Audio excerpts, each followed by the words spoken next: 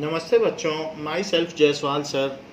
हम पढ़ रहे हैं class 9th science chapter gravitation.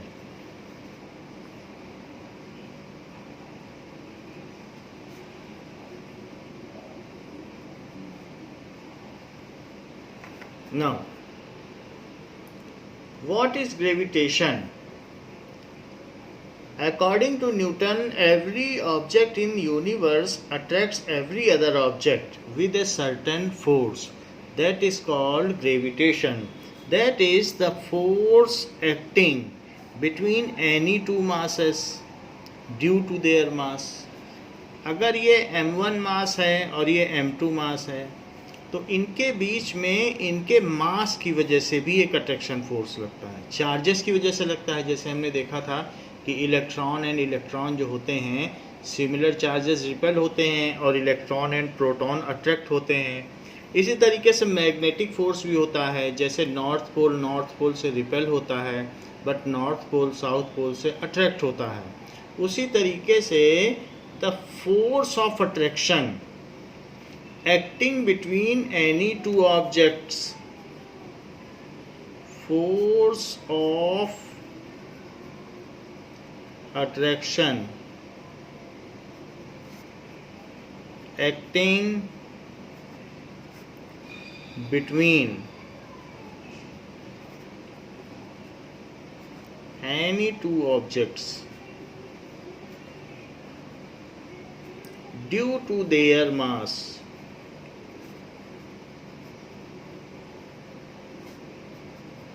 due to their masses is called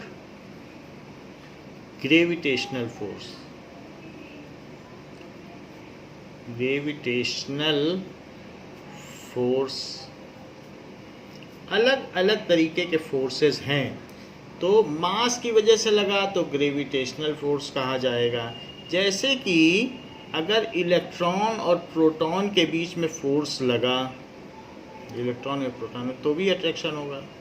तो ड्यू टू चार्जेस होगा तो इलेक्ट्रोस्टैटिक फोर्स चार्ज की वजह से।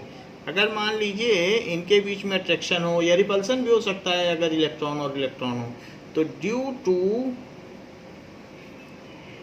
चार्जेस जो फोर्स लगता है पार्टिकल्स के बीच में उसको कहते हैं इलेक्ट्रोस्टैटिक फोर्स। इसके अलावा आपने ये भी देखा है कि अगर दो मैग्नेट हों जिसमें ये नॉर्थ हो और ये साउथ हो, और इसके साथ एक और भी मैग्नेट हो जिसमें ये साउथ हो और ये नॉर्थ हो, तो इनके बीच में एक अट्रैक्शन होगा नॉर्थ और साउथ के बीच में। सो ड्यू टू मैग्नेट अगर होगा तो उसकी वजह से magnetic force, due to magnet होगा तो उसको कहेंगे मैग्नेटिक फोर्स। ऐसे ही अगर ड्यू टू मास है तो ग्रेविटेशनल फोर्स कहेंगे।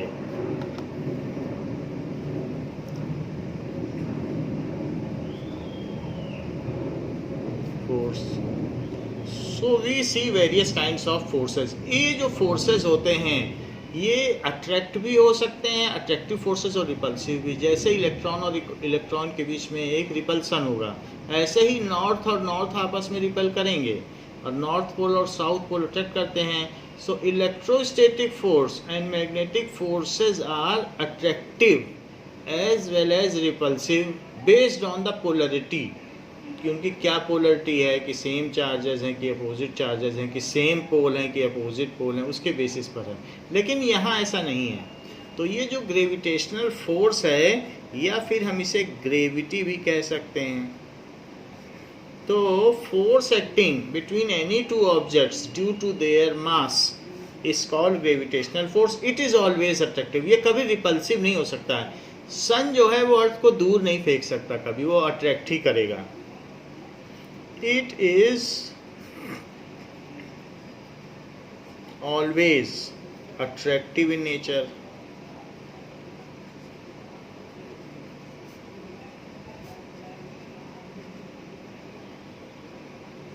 It acts between all celestial body, जो आकाशीय पिंड हैं, जैसे स्टार्स और मून हो गया, प्लैनेट्स हो गए या सैटेलाइट्स हो गए, ये जितनी भी चीज़ें हैं उनके बीच में ग्रेविटेशनल फोर्स लगता है.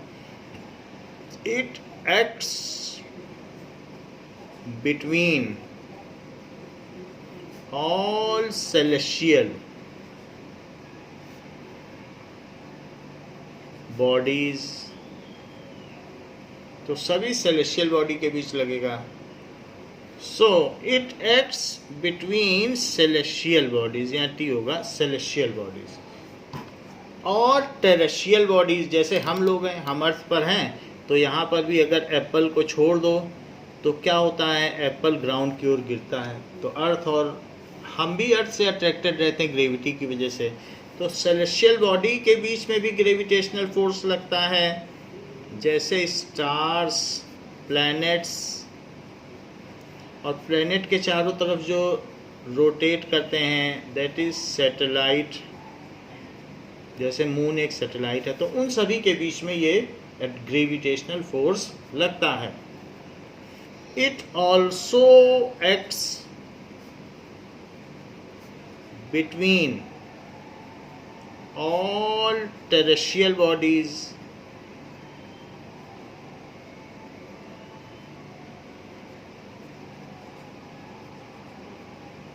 that is between earth and the objects on earth. Between earth and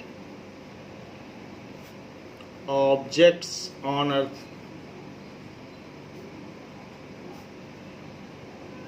So we are bound to earth due to gravity. हम किस वजह से अर्थ से बाउंड हैं? It is due to gravity only. We are bound to earth due to gravity. Gravity हमें attract करती है. जैसे कि मान लीजिए ये दिस इज अर्थ. सो ये अर्थ है. तो अर्थ में क्या होगा कि कहीं पर भी इसके चारों तरफ जो भी पर्सन होंगे वो इससे अट्रैक्टेड है, वो भाग नहीं सकते, वो गिरेंगे नहीं, क्योंकि अर्थ ने उनको अट्रैक्ट करके रखा है. सो चाहे वो कहीं पर भी हों, they will be attracted.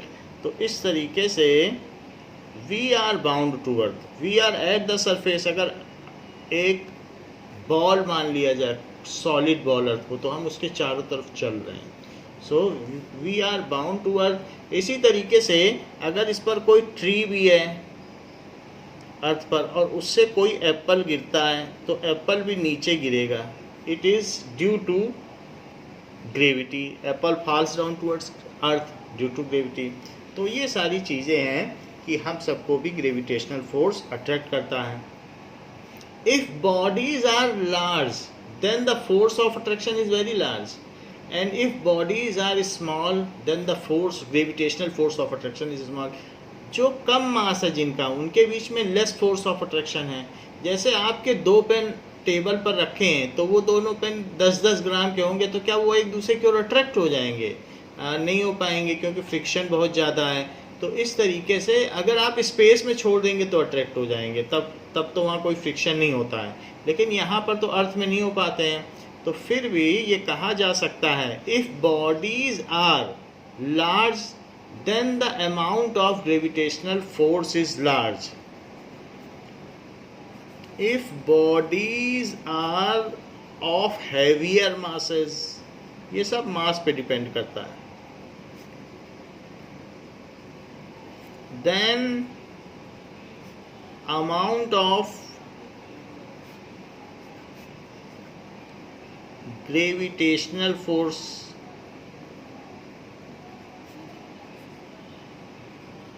Is large. Heavier है तो लार्ज, एंड वाइस वर्सा. और हल्की होगी तो कम. वाइस वर्सा का मतलब वैसे ही बाकी में भी उसका उल्टा भी ट्रू है. वाइस वर्सा का मतलब उसका उल्टा भी ट्रू है, कि हल्की होगी तो कम और वो होगी तो ज़्यादा होगी.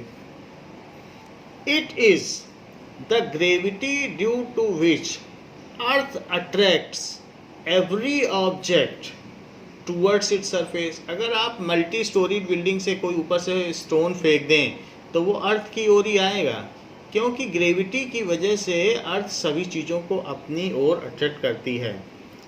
इट इज ग्रेविटी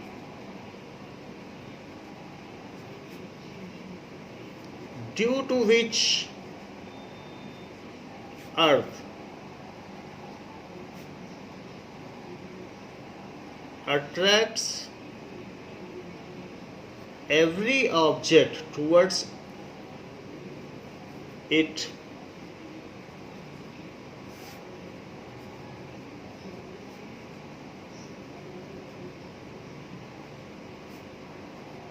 तो ग्रेविटी की वजह से सारी चीजें अट्रैक्ट होती हैं।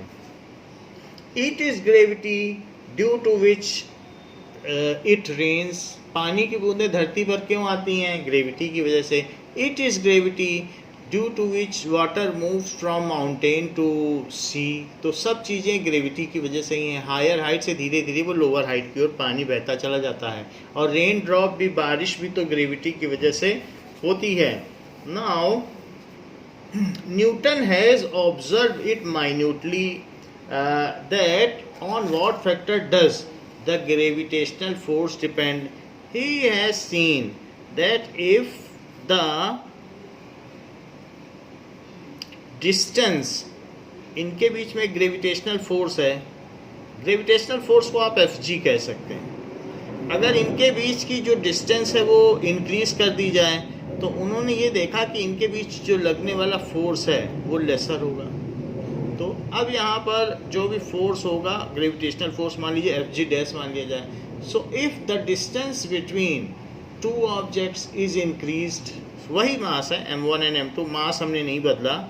ये वैसे बॉल छोटी बन गई है लेकिन मास नहीं बदला गया है, वही मास है। So if the distance between the two object is increased then the gravitational force decreases. अगर अर्थ बहुत दूर चली जाए सन से तो फिर उसके ऊपर इन्फिनिटी पे चली जाए, इतनी दूर कि काफ़ी दूर। So then there will be no gravitational force of sun will act on it. तो इसलिए if distance between two masses is increased, then the gravitational force acting between them decreases. Gravitational force acting between them decrease हो जाएगा, it decreases. मेरा कहने का मतलब है Fg और Fg है तो ये बड़ा है, ये छोटा है। Lesser distance more force, more distance less force, ये चीज़ है। So on basis of these observations Isaac Newton proposed universal law of gravitation. So let us see what is universal law of gravitation. इसका मतलब क्या है? यानी gravitation का जो लॉ है वो पूरे यूनिवर्स पे लागू होता है। So every object is abided by this law. So it regulates all the massive objects. Her matter में मास होता है तो सारी चीज़ों पर ये लॉ लगता है पूरे यूनिवर्स में, इसलिए इसे कहा गया universal law of gravitation. So it is proposed by Newton.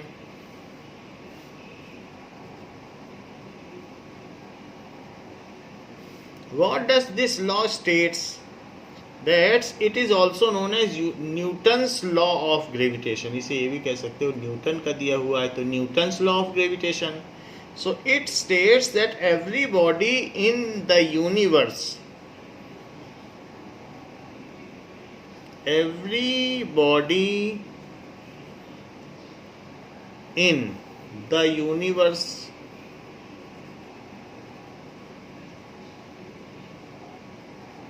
attracts every other body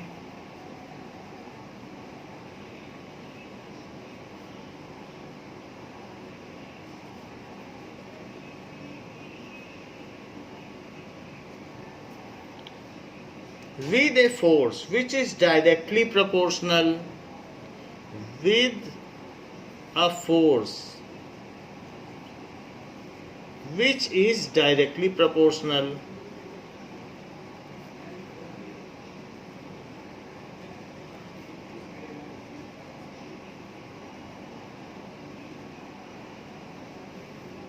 to the square of distance between them.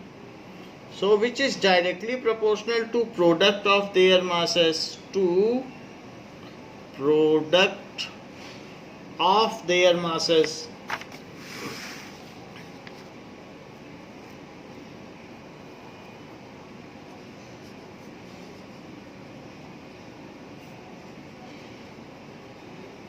And inversely proportional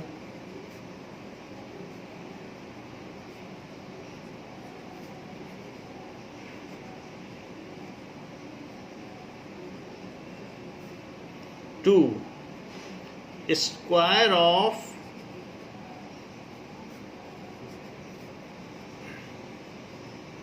distance between them.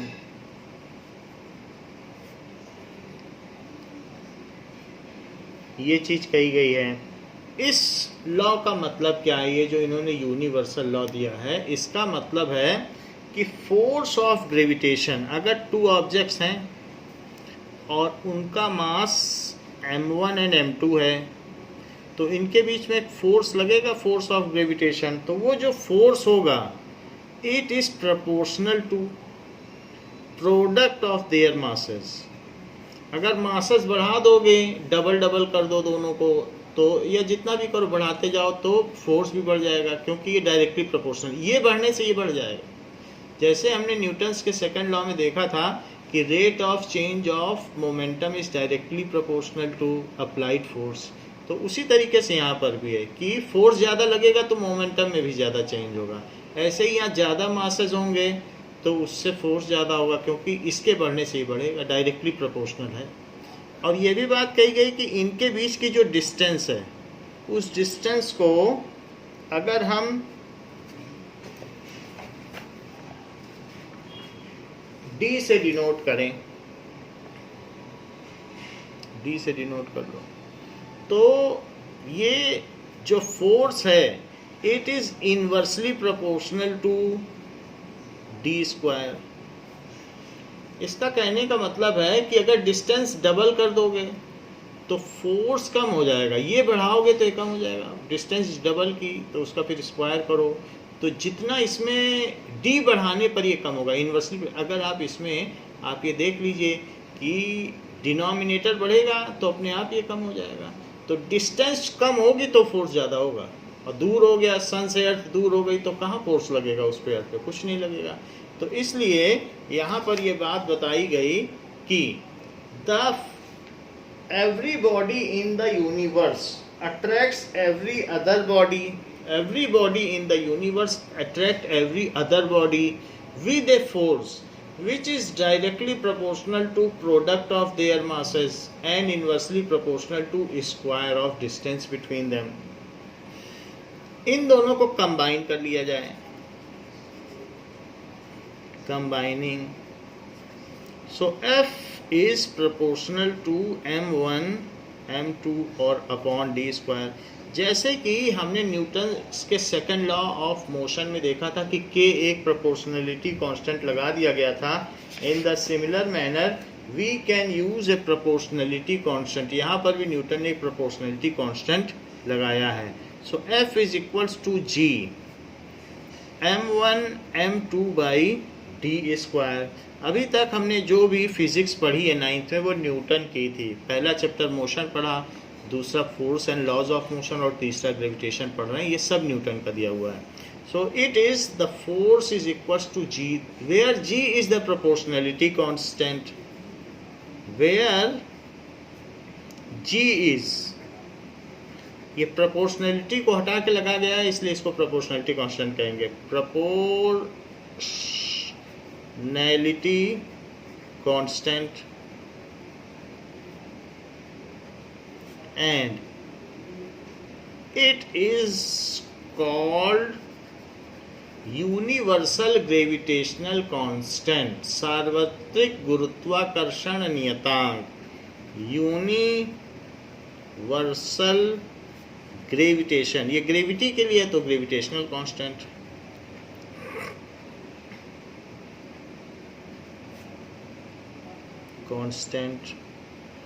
It's value, ये इसकी वैल्यू क्या होगी जी की, जरा देख लें, और जी की यूनिट भी देख लें।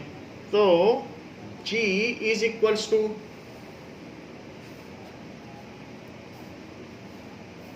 6.67 into 10 to the power minus 11 newton metre square और केजी टू दी माइनस 2। जरा इस चीज़ को देखें, ये तो इसकी वैल्यू इन्होंने कैलकुलेट कर ली।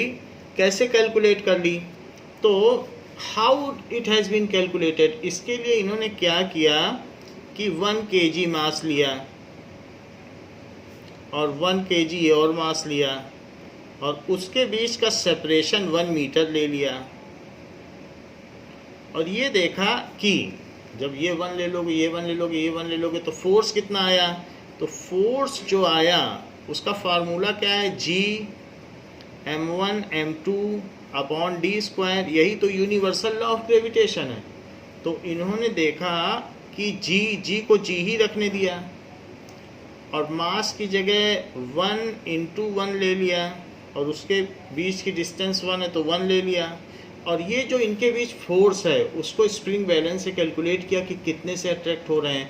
तो ये बात इन्होंने देखी, जब ऐसा लिया तो इसकी value I 6.67 into 10 to the power minus 11 आ गई। अब फोर्स तो न्यूटन में था, ये दोनों चीज़ें केजी में थी। तो केजी में आप चाहें तो केजी भी लिख दें, साथ में यूनिट भी कैलकुलेट हो जाएगी जी की। तो इस तरीके से 1 kg इंटू 1 kg, के स्मॉल रहेगा और नीचे क्या लिखोगे 1 मीटर का होल स्क्वायर, क्योंकि 1 मीटर इनके बीच की डिस्टेंस रखी गई है। तो 1 मीटर फार्मूले पे ही रख रहा हूँ।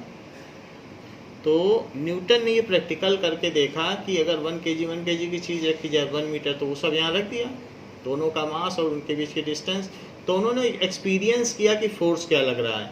तो अब जरा देखो 6.67 into 10 to the power minus 11 Newton यहाँ है, मीटर स्क्वायर भी ऊपर चला जाएगा, 1 into 1/1 स्क्वायर तो कुछ नहीं होता है, और ये जो केजी स्क्वायर है वो नीचे चला जाएगा और वहाँ बच जाएगा जी। सारी चीज़ें इधर ले ली तो newton metre square upon KG square. तो यही चीज़ तो यहाँ लिखी गई है, न्यूटन मीटर स्क्वायर और KG minus 2। So 6.67 into 10 to the power minus 11 newton metre square और KG minus 2, this is equals to ji.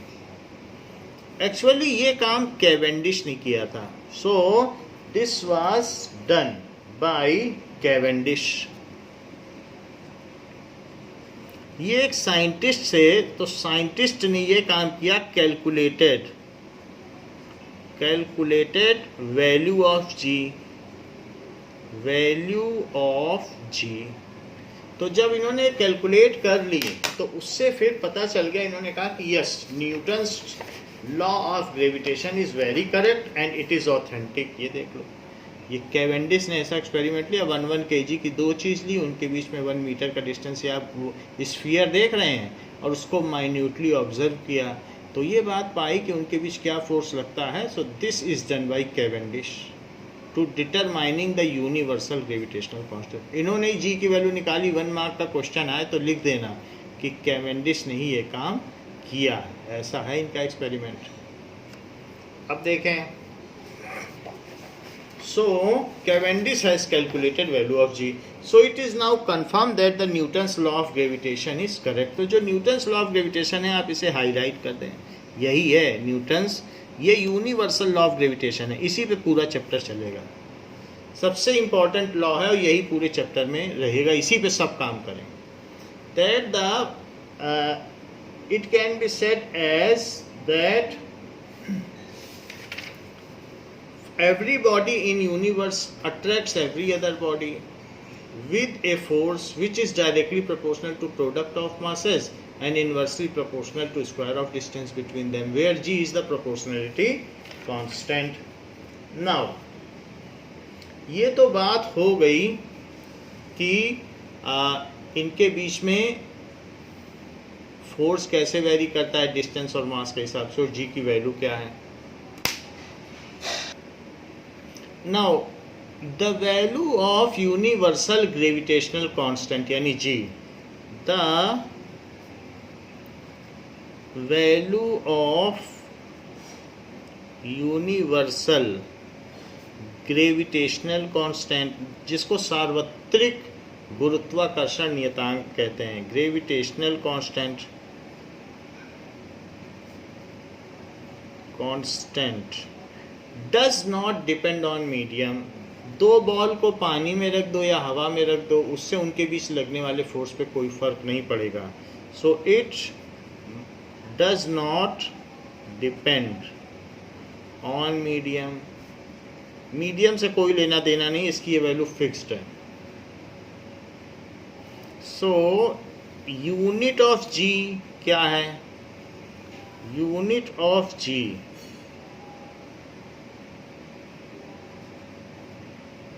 is Newton meter square kg -2 and value of G is calculated by Cavendish.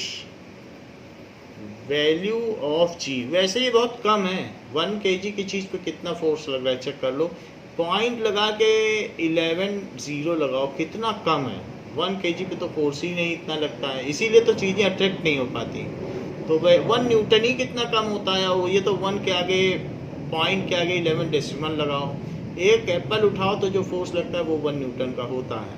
तो ये तो बहुत ही कम है. तो value of G is calculated by Cavendish.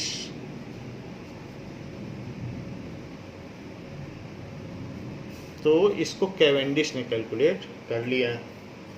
अब देखें, यूनिट याद रखनी है और फिर इसे ये भी याद रखना है कि किसने किया है. Now the exact value as calculated by Cavendish was 6.67. However if we go up to more exact value, जो कि आजकल साइंटिफिक तौर पर कैलकुलेट की गई है, तो 6.673 हो जाएगी, ये ज़्यादा अप्रोप्रिएट है. सो 6.673 हो जाएगी, जो आपकी बुक में भी दिया है कि कैवेंडिश ने तो 6.67 तक ही कैलकुलेट किया, लेकिन अगर अब हम देखें तो हमारी बुक कहती है कि 6.673 इंटू 10 to the power -11 है. It is more precise and Henry Cavendish ने इसको कैलकुलेट किया. Now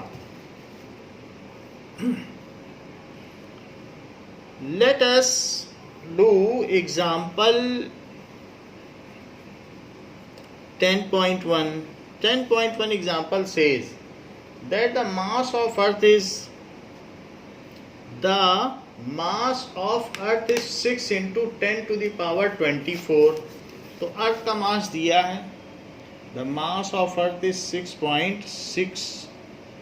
6 into 10 to the power 24 kg, यानी 6 के आगे 24 0 लगाओ, इतना है अर्थ का मास. और मून का मास क्या है?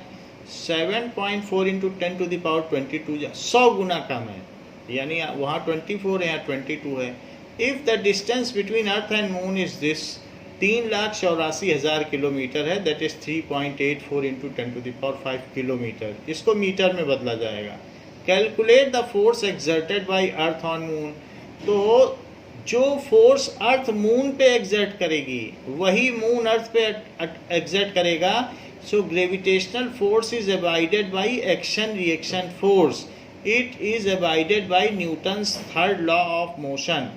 जितना फोर्स हमारे पेन पर ग्रेविटी लगाएगी उतना ही फोर्स हमारा पेन अर्थ पे लगाएगा। तो ये पेयर में होते हैं और ये फोर्सेस इक्वल होते हैं। तो जो फोर्स अगर आपसे पूछे exerted by earth on moon क्या है और exerted by moon on earth क्या है, तो दोनों इक्वल ही बताना, क्योंकि ये एक्शन रिएक्शन पेयर है और दोनों इक्वल होंगे। क्या क्या चीज़ें दी हैं अर्थ और मून के बीच में दिया गया है, जो डेटा है वो लिख लें और ग्रेविटेशनल फोर्स निकाल लें। Let this is earth, this is moon, moon उससे 100 गुना छोटा है। So mass of earth it is equals to 6 into 10 to the power 24 kg। ये मास याद रखने लायक है क्योंकि कई बार आपको नहीं दिया रहेगा। Mass of moon it is equals to 7.4 into 10 to the power 22 kg। के स्मॉलर रहेगा इस तरीके से। और इनके सेंटर से इनके सेंटर के बीच की डिस्टेंस क्या है, सेंटर से लेके सेंटर के बीच की डिस्टेंस, सेंटर से सेंटर ली जाती है। So that is 3.84 into 10 to the power 5 kilometre. Kilometre तो नहीं चलेगा, मीटर में बदलना पड़ेगा। So the distance is 3.84 into 10 to the power 5 kilometre. Kilometre को मीटर में कैसे बदलें, तो 1 से मल्टीप्लाई करो। 1 से कैसे मल्टीप्लाई करोगे, चूँकि आपको किलोमीटर कट करना है तो 1 किलोमीटर नीचे लिख लो और 1000 मीटर ऊपर लिख लो। दोनों तो सेम होते हैं, 1 किलोमीटर में 1000 मीटर। तो ऐसा करने से किलोमीटर किलोमीटर कट हो जाएगा और अब मीटर में चीज़ आ जाएगी। इसको यूनिट फैक्टर मेथड कहते हैं। ये 1 ही है, हमने 1 से मल्टीप्लाई किया और 1 की जगह ये लिख दिया।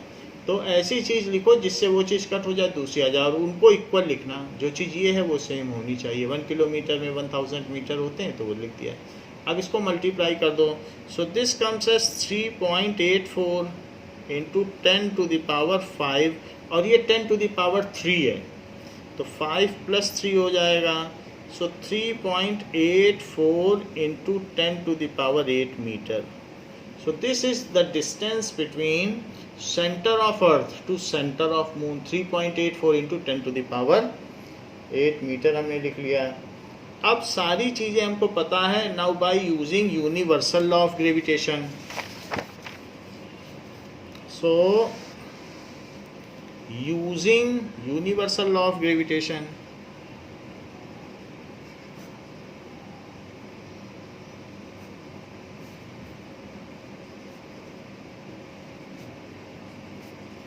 ये लिखना होता है, इस पे मार्क्स हैं। फार्मूला भी लिखना है और कौन सा लॉ आप यूज़ कर रहे हैं वो भी लिखना है। जैसे सेकंड लॉ ऑफ मोशन हम लिखते हैं वैसे ही है। So F is equals to G mass of earth into mass of moon upon उनके बीच की डिस्टेंस। सो G की वैल्यू कितनी है, 6.673 है, लेकिन उसको और राउंड ऑफ कर दिया बुक ने। उसमें 6.67 को 6.7 ही ले लिया, तो राउंडिंग ऑफ है 6.67 होता है। तो अगर G की वैल्यू 6.673 है और into 10 to the power -11 newton metre square और kg -2 है, तो आप यहीं तक रखना चाहते हो तो अगर अगला डिजिट 5 से ऊपर है तो सारे ड्रॉप कर दो, इसे 1 बढ़ा दो। तो वही किया गया है। क्वेश्चन में दिया गया है कि 6.67 ही लेना है, तो 67 जब बोला गया है तो राउंडिंग ऑफ करके लिया गया है, तो हम भी वही ले लेते हैं -11। ये तो G ले लिया। मास ऑफ अर्थ ले लीजिए, मास ऑफ मून ले लीजिए। So it is 7.4 into 10 to the power 22, और जो डिस्टेंस है 3.84 इंटू 10 टू द पावर 8। बहुत सारे बच्चे इसका स्क्वायर करना भूल जाते हैं, इसीलिए सवाल गलत हो जाता है, तो स्क्वायर ध्यान रखिएगा। सो सारे डिजिट एक तरफ ले लो, एक्सपोनेंट एक तरफ ले लो। दिस इज 3.84 इंटू 3.84, स्क्वायर है तो 2 बार लिख लिया है, और यहाँ 10 की पावर 24 प्लस 22 -11 यहाँ लिख दिया, इन दोनों को ऐड कर दिया। यहाँ नीचे क्या आ गया, 10 to the power 8 into 10 to the power 8, क्योंकि स्क्वायर है तो 10 to the power 8 into 10 to the power 8 ऐसे कर